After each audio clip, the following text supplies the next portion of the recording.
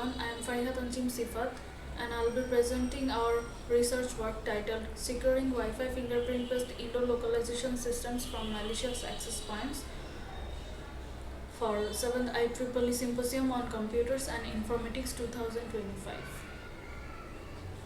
This will be a brief overview of our work, and throughout the presentation I will go through these key points one by one.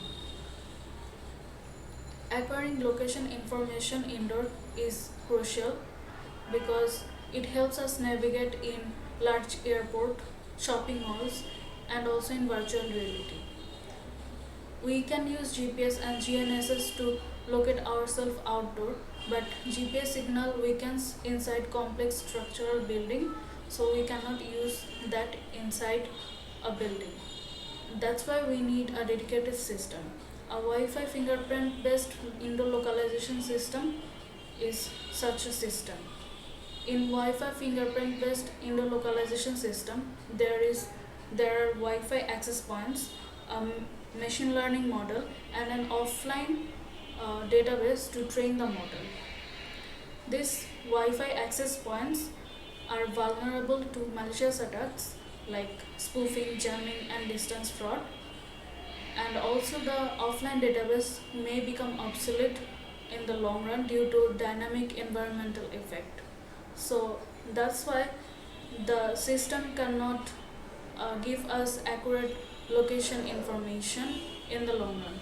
So the big question here is that how do we ensure security against malicious access points with long-term reliability? To tackle these issues, there are several works done in the literature, and they all have their share of shortcomings. For example, some work has been done to detect and filter malicious access points in the offline phase. They cannot detect malicious access points in the online phase, which is necessary. And other direction of work is to handle ISCI variations in online phase using crowdsourced data. This crowdsourced data has to be of high quality and in large number. And this system also introduces security issues related to crowdsourcing. So considering these gaps, we proposed our system with a lightweight mechanism for detecting malicious access points in online phase during their operation, and a mitigation strategy to manage the impact of malicious APs while maintaining the location prediction accuracy over an extended period, which eliminates the need of frequent offline database reconstruction, which is expensive. Our system has additional components besides the components of traditional Wi-Fi fingerprint-based indoor localization system. The traditional components are access points, users, offline database, and location prediction module. The additional components for our proposed system are online database, malicious AP detection module, malicious effect mitigation module. The workflow of our proposed scheme are divided into 4 sections. First, there is the offline phase. In the offline phase, we first create our database with the extensive site survey mechanism in a secured environment. Then there is a pipeline to train the model.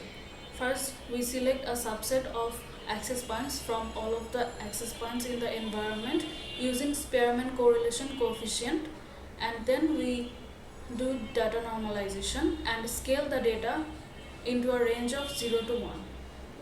After that, we introduce a noise addition module. Here we add random Gaussian noise to the data to make our model more robust for long-term usage. After that, an LGBM classifier is trained with this data, which is then used in online phase to predict the location of the online queries. These online queries are also saved in the online database for future use. When enough data in the online phase is accumulated, we check for malicious AP, and after we have detected some malicious APs, we run the malicious effect mitigation module. I will describe them in the following slides. In the malicious AP detection module, we have two checkers. First, check variance. It checks the variance of AP for every reference point in the online phase. And AP is marked malicious if the maximum variance of the AP equals or exceeds the defined threshold. The threshold is specific to the database. According to statistics, 95% of the variance of the AP in our offline database is within 0.05. So that's why we set the threshold to 0.05. After that, we check mean difference. The difference in the mean value of the offline and online dataset is measured, and after that an AP is marked malicious if the minimum value of these differences exceeds a defined threshold. In this case, this threshold is set empirically. If any malicious AP is found, we run the malicious effect mitigation module. In this module, first we train some LGBM regressors with the help of non-malicious APs in the offline dataset to predict the values of malicious APs. So these LGBM regressors updates the queries and also the offline dataset as well. After the offline dataset is updated, the LGBM classifier is retrained, and this classifier then serves the upcoming queries to predict the locations. We have used Python 3.12 with a laptop of 16 GB RAM and Intel Core i5 CPU. We have evaluated our system with the dataset of UGI, which is the longest dataset consisting of 25 months of data. We have also compared our systems with the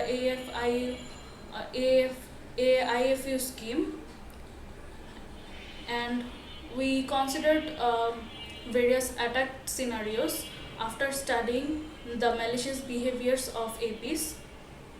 We have considered 4 types of attacks. The constant value attacks represents when the AP gives a constant value regardless of any reference point. The random value attack represents when the AP gives random values. Actual RSSI plus constant offset represents the scenario when an AP is moved from its original place. Actual RSSI plus random offset represents when the attacker adds or subtracts a value to its original RSSI value. These are the performance matrices of our malicious detection module. You can see that the accuracy is over 95% for all types of attacks. The false positive and false negative rates are below 5%, and there is a great balance between precision and recall.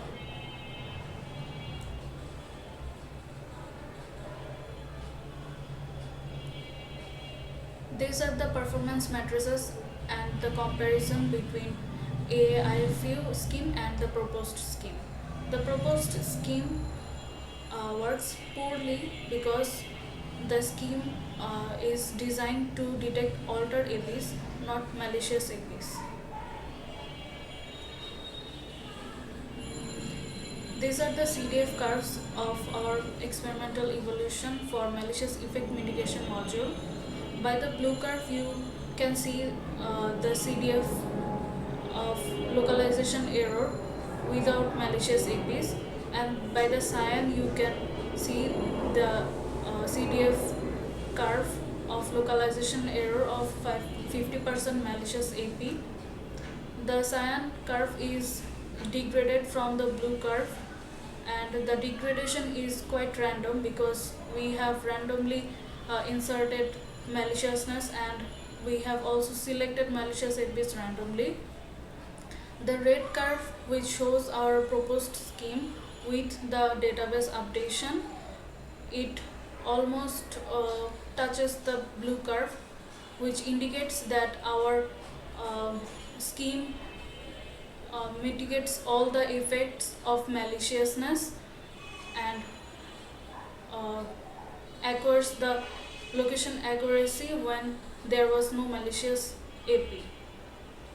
To show that the offline database updation is working, we have kept the green curve, the proposed scheme without the database updation, which aligns with the yellow curve, which is AIFU scheme. Lastly, there is a noise addition module. By the red curve, you can see that over 25 months, the location error is reduced from the original blue curve, and in this scenario there was no malicious APs involved. In the execution time, you can see that the malicious AP detection module of our proposed scheme takes lesser time because it is some statistical measurement, while in the AIFU scheme there are several GPTT regressors involved, so it takes quite a lot, and the total time taken by our proposed scheme is much lower than the AIFU scheme. These are the findings from our experimental results. First, the proposed scheme attains a detection accuracy above 95% for each type of attack. The mitigation strategy effectively restores the system's performance nearly to its original state when no malicious AP is present. The noise addition module reduces localization errors by nearly 16%. The proposed solution is lightweight and it reduces the execution time by 94% compared to the existing method. In future, we hope to explore these directions like device diversity, attack scenarios for both databases, system scalability, and system generalizability. These are the references used in this presentation, and thank you for your patience.